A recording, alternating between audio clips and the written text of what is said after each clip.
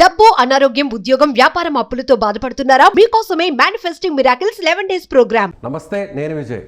So కాశ్మీర్లో జరిగినటువంటి ఉగ్ర దాడిపై ఇప్పుడు అన్ని పార్టీలు కూడా చాలా సీరియస్గా స్పందిస్తున్నాయి. ముఖ్యంగా ఏపీలోని జనసేన పార్టీ అధినేత డిప్యూటీ సీఎం పవన్ కళ్యాణ్ కూడా స్పందించడం జరిగింది. అయితే పార్టీకి సంబంధించి కూడా 3 రోజుల పాటు సంతాప దినాలుగా ఆయన ప్రకటించడం జరిగింది. పార్టీ జెండాను సగం వరకు అవనతం చేస్తూ నిర్ణయం తీసుకోవడం జరిగింది. అలాగే రోడ్ల మీదకు వచ్చి పార్టీ నేతలు, కార్యకర్తలు కొవ్వొత్తులు వెలిగించాలి, అలాగే మానవహారాన్ని కూడా నిర్వహించి నిరసన తెలియజేయాలని పిలుపునిచ్చారు. దీని గురించి డిస్కస్ చేద్దాం. మనతో పాటు ఉన్నారు పొలిటికల్ అనలిస్ట్ చంద్ర శ్రీనివాస్ గారు.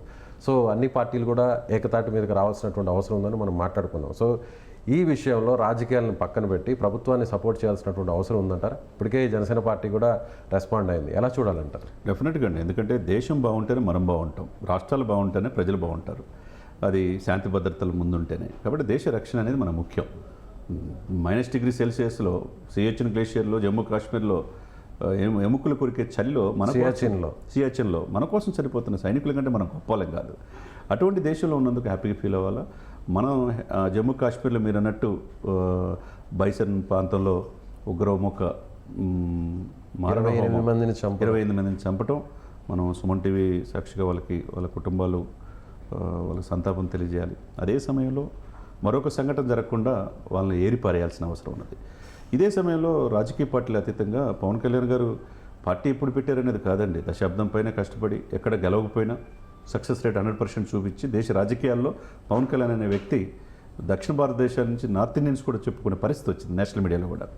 బట్ ఏ పార్టీ చెప్పని విధంగా వీళ్ళు 3 రోజులు సంతాప దినాలు ప్రకటించడం, దశ నిర్దేశం క్యాడర్ మొత్తానికి పవన్ కళ్యాణ్ గారు తెలియజేయటం, అన్ని కూడల్లో కూడా కొవ్వొత్తులు చేసి మనం సాలిడారిటీ, సంఘీభావం తెలియజేయాలి, దీన్ని ముక్త కంఠంతో ఖండించాలని చెప్పి పార్టీ క్యాడర్కి చెప్పడం. మీరు చెప్పినట్టు 3 రోజుల పాటు పార్టీ జెండాను కూడా అవనతం చేయడం అనేది మిగతా పార్టీలు కూడా చూసి నేర్చుకోవాలి.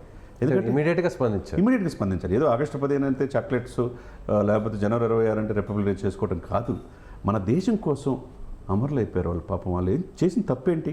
హ్యాపీగా స్విట్జర్లాండ్, మినీ స్విట్జర్లాండ్గా భావించే కాశ్మీర్కి వెళ్ళి ఆ పర్యాటక కేంద్రం సందర్శించడమే వాళ్ళు చేసిన తప్ప, అమాయకులైన వాళ్ళు హిందువులు అని చెప్పి ఏరిపారేయటం ఎంతవరకు న్యాయం? దానికి వాళ్ళ ఆత్మకు శాంతి కలగాలి.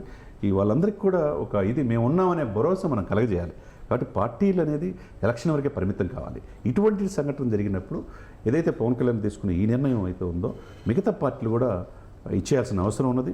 అదేవిధంగా శుక్రవారం నాడు అన్ని కూడల్లో కూడా ఆయన మానవాహారం చేయమని చెప్పడం అనేది ఏదైతే ఉందో, డిప్యూటీ సీఎం గారు దేశం పట్ల, జాతీయ భావజాలం, దేశ రక్షణ పట్ల ఆయన చిత్తశుద్ధిని మనం అభినందించాల్సిన అవసరం ఉంది. అలాగే చనిపోయిన 28 మందిలో తెలుగు వాళ్ళు కూడా ఉన్నారు. నిజంగా విశాఖపట్నానికి సంబంధించిన వారు, హైదరాబాద్ సంబంధించిన వారు. తాజాగా ఒక సమాచారం కూడా వచ్చింది, బెంగళూరులో స్థిరపడినటువంటి నెల్లూరు జిల్లా కావలి వాసులు కూడా ఇందులో ఉన్నట్టుగా తెలుస్తుంది, చనిపోయిన వారు. సో ఇలా తెలుగు వాళ్ళు కూడా ఉండడాన్ని, తెలుగుకు సంబంధించినటువంటి వారందరుగా మనం కూడా చాలా బాధపడాల్సినటువంటి అంశం. ప్రభుత్వాలు దీన్ని చాలా సీరియస్గా తీసుకోవాలి. పార్టీలన్నీ కూడా ఏకతాటి మీదకి రావాల్సినటువంటి అవసరం ఉందంటారు?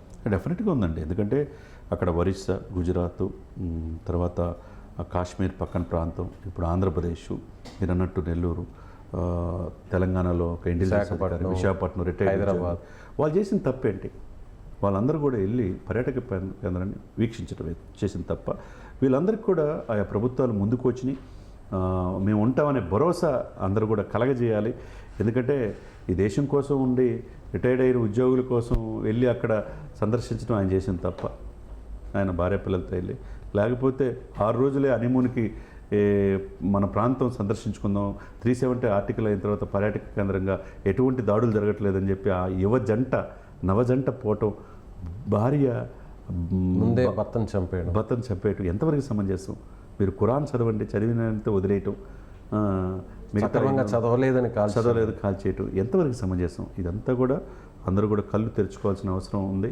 మేమంతా ఒకటే అనేది ఆ కుటుంబాలకి ఒక ఆసరాగా ఆ పార్టీ నిలవాల్సిన పరిస్థితి ఉందన్నమాట. Right sir. సో ఇది జనసేన పార్టీలాగా అన్ని పార్టీలు కూడా ముందుకు రావాల్సినటువంటి అవసరం ఉంది.